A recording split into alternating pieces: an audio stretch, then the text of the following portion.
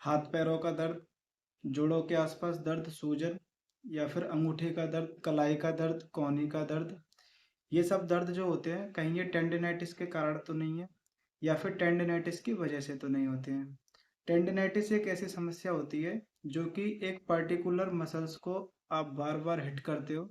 या फिर बार बार उससे कोई मूवमेंट या गतिविधि करते हो, तो उसकी वजह से उसके जो टेंडन होते हैं उसमें सूजन आ जाती है और ये सारी तकलीफें चालू हो जाती हैं।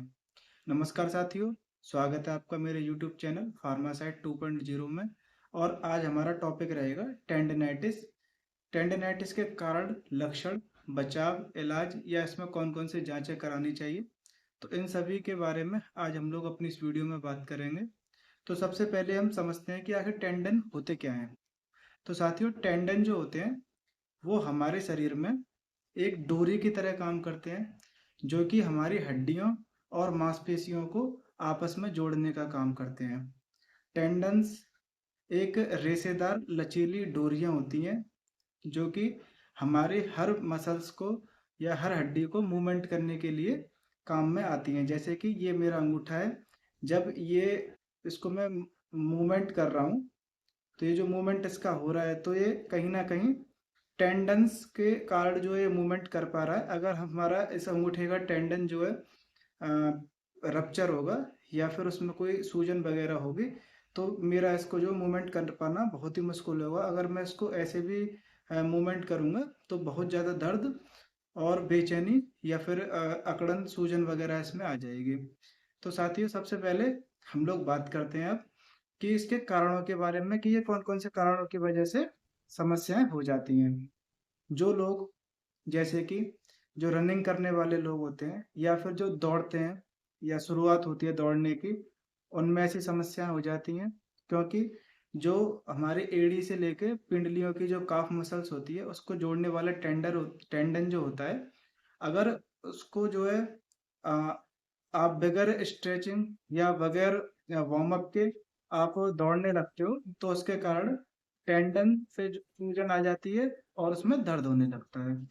दूसरा कारण होता है दोस्तों, जो लोग टेनिस या गोल्फ या फिर जंप वगैरह जैसी गतिविधियों का इस्तेमाल करते हैं, या जो लोग जिम जाते हैं। और एक जिम वाले लोग क्या होते हैं, एक पर्टिकुलर मसल्स को डेली हिट करते हैं, डेली ट्रेंड करते हैं। अगर वहीं वो लोग बगैर स्ट्रेचिंग या फिर वार्म अप के एक्सरसाइज करते हैं या उस मसल्स को हिट करते हैं या उसको बार बार उसका जो है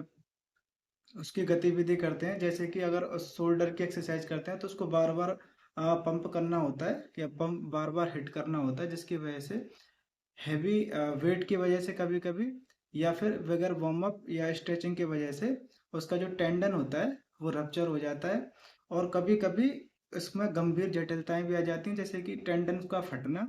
और कभी थोड़ी बहुत टेंडन की खराबी वगैरह के लक्षण भी इसमें हो जाते हैं। चौथा कारण होता है दोस्तों,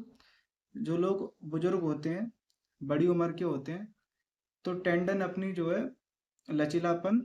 और ताकत जो होती है उसको समय के और उम्र के मुताबिक खो देते हैं। और जब वो लोग कोई काम अचानक से करने लग जाते हैं या बार बार एक ही मसल्स को हिट करते हैं, तो उस मसल्स का, उस हड्डी का जो टेंडन होता है वो जो है रप्चर हो जाता है और उसमें भी सूजन वगैरह की स्थिति आ जाती है। तो दोस्तों, टेंडन का जो सूजन का जो कारण होता है, सबसे कारण यही होता है कि हमारे बॉडी का कोई भी पर्टिकुलर हिस्सा क्यों ना हो, जब हम उसको बगैर वार्म अप या बगैर एक्सरसाइज के या बगैर स्ट्रेचिंग के और अचानक से हैवी वेट लेने या फिर बहुत जोर से उसको चलाने की वजह से, बार बार चलाने की वजह से ये टेंडन पे असर पड़ता है और ये रप्चर और या फिर थोड़े से जख्मी हो जाते हैं, जिसकी वजह से ये शिकायत रहती है। अगर दोस्तों इसके लक्षणों की बात की जाए, तो इसके लक्षणों में जो टेंडन की जो साइट होती है, जो भी हिस्सा होता है, उस जगह पे सूजन का आना, नीलापन, उस वाली जगह का लाल हो जाना, छूने पर दर्द होना, और उसको हिलाने डुलाने में बहुत असहनीय या भयंकर पीड़ा होना, जैसे लक्षण इसमें देखने को मिलते हैं। साथियों, अगर इसकी जांच की बात की जाए, तो पहली चीज़ तो इसका फिजिकल एग्जामिनेशन होता है। जैसे कि अगर मेरा अंगूठे का टेंडन रप्चर है, तो इसको चलाने में मेरे को बड़ी ही परेशानी होगी और मेरे को दर्द होगा,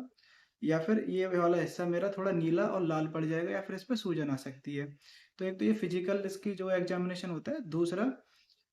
स्क्रीनिंग करानी होती है, जैसे कि एक्सरे। एक्सरे में देखना पड़ता है कहीं कैल्शियम इकट्ठा तो नहीं हो गया है इंजरी की वजह से, या फिर टेंडन रप्चर तो नहीं हो गया है। तीसरा सीटी या एमआरआई जैसी इसकी स्क्रीनिंग वाली जांचें करानी होती हैं, ये देखने के लिए कहीं टेंडन फट तो नहीं गया। जहाँ टेंडन फट जाएगा तो वहाँ पे थोड़ी सी ब्लड के थक्के या फिर नीलापन वगैरह जैसी समस्याएं देखने को मिलती हैं उसमें। अगर दोस्तों इसके इलाज की बात की जाए, तो इसके इलाज के लिए सबसे पहले रेस्ट करना बहुत ज़रूरी है। दूसरा, जो आइस पैकिंग, जैसे कि बर्फ़ का कोई पीस लिया या आइस पैकिंग ली और उस पे सिकाई करनी होती है बर्फ़ की, सुबह शाम तकरीबन 10 से 15 मिनट, दिन में 2 बार उसकी सिकाई करनी होती है। सिकाई आप दोनों तरह की कर सकते हो, दोनों में से एक ही करनी होती है, या तो आप आइस की कर सकते हो या फिर हॉट सिकाई कर सकते हो। ठंडी या गर्म दोनों में से कोई एक ही कर सकते हो। तो ये 10 से 15 मिनट दिन में 2 बार करनी होती है। गोलियों की और दवाइयों की बात की जाए, तो इसके लिए एनाल्जेसिक एंटी इन्फ्लेमेटरी मेडिसिन जैसे कि जीरोडोल एसपी,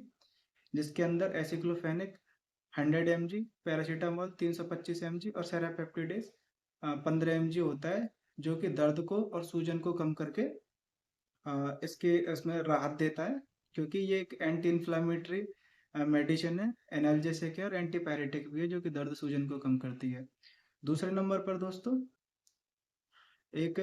शॉर्ट कोर्स देना होता है स्टेरॉयड टैबलेट का, जैसे कि वाइसोलन 5 mg की गोली दिन में 3 टाइम 3 दिन के लिए देनी होती है। ये खाली 3 दिन ही खिलानी होती है, बहुत ही छोटा शॉर्ट कोर्स देना पड़ता है इसका। तीसरे नंबर पर दोस्तों, एक एंटीबायोटिक टैबलेट जैसे कि सेफाकेंट 500 mg,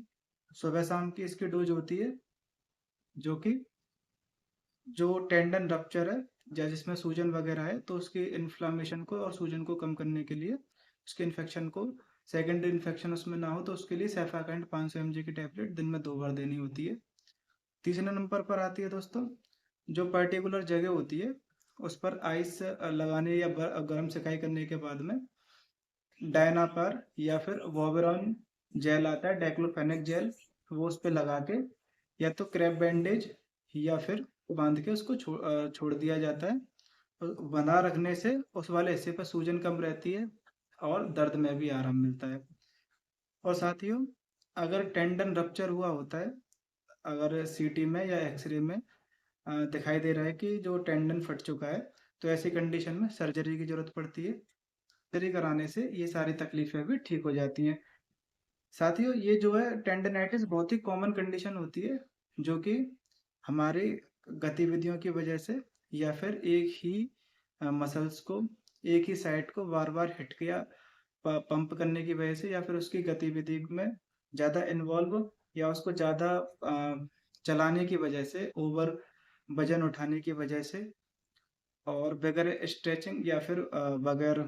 वार्म अप किए हुए कोई भारी भरकम वजन उठाने की वजह से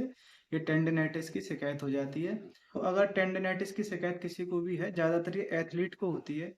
या जो जिनका काम होता है हार्ड वर्क करने का, जो ज़्यादा भारी भरकम काम करते हैं, या जो लोग अचानक से कोई भारी भरकम वजन उठा लेते हैं, बगैर स्ट्रेचिंग के, बगैर वार्म अप के वजन उठा लेते हैं, दौड़ लेते हैं या फिर सीढ़ियाँ चढ़ लेते हैं, कूदने लग जाते हैं, तो ऐसे लोगों में ये समस्याएं बड़ी कॉमन होती हैं। अगर इसकी देख रेख की और बचाव की बात की जाए, तो ये जो इसके कारण है, अगर इस पे हम सावधानी बरतें, तो ये टेंडिनाइटिस की समस्या दोबारा से नहीं हो सकती।